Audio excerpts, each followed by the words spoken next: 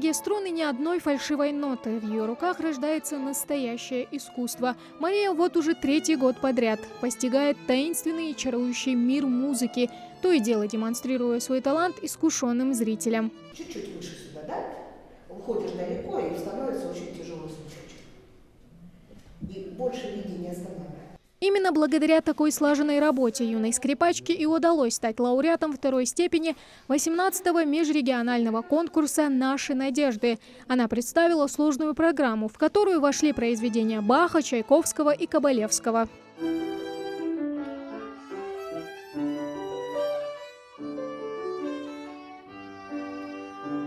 В этом году в нем принимали участие порядка 205 человек из Осетии, Чечни, Дагестана, Пятигорска, Кабардино-Балкарии и Ингушетии. Конкурсанты соревновались в 5 номинациях – фортепиано, академическое и эстрадное пение, духовые и струнные. Нервничала очень сильно. Потом меня успокоили, и я вышла и сыграла. Потом я вышла и подумала, все, больше играть не надо. Просто 4-е место я сидела, слушала, нет моей фамилии. 3-е место слушала, нет моей фамилии. Потом 2-е место я быстро встала и пошла туда. Мария Дзаурова – воспитанница Галины Дружининой, педагога с многолетним опытом. Именно под ее чутким контролем девочка и готовилась к нашим надеждам. То, что ей удалось войти в 3-ку лучших, она считает настоящим успехом. Ведь профессионализма и таланта у юных музыкантов было не занимать. К слову, Мария уже 2-я ученица Галины, которая приезжает из Владикавказа с призами. Для маленьких детей, которые начинают с 1-го, даже с подготовительного класса до 4-го, это редкие конкурсы.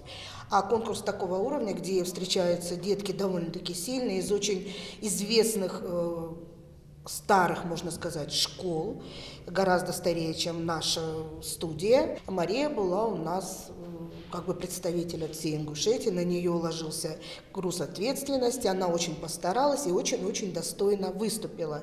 Очень понравилась она и членам жюри, и зрителям, которые сидели на этом конкурсе. Поддержать сестру на конкурсе поехала и Рабия. Она хоть и младше Марии на год, но в студию пришла раньше нее. Поэтому и опыта у нее больше. К слову, она всегда помогает старшей разучивать композиции и к конкурсам готовиться. Когда у нее новая пьеса, я постоянно слушаю. Вот когда я к ней захожу в комнату, я сначала беру книгу и читаю. Когда она неправильно играет, я не могу читать, потому что мне постоянно ошибки делаю, когда читаю. Любовь к музыке у Марии от бабушки, которая всячески поощряла стремление внучек развиваться творчески.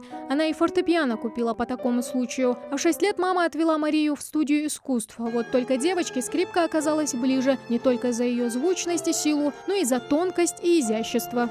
Я записала на скрипку, потому что у нее красивый звук, и что она красиво играет, что красивые пьесы бывают. Мария Дзаурова впервые выступала за пределами родной студии, поэтому она получила не только звание лауреата, но и бесценный опыт, который, уверена она, поможет ей в будущем. Ведь в планах у юной скрипачки быть похожей на свою всемирно известную коллегу Ванессу Мэй.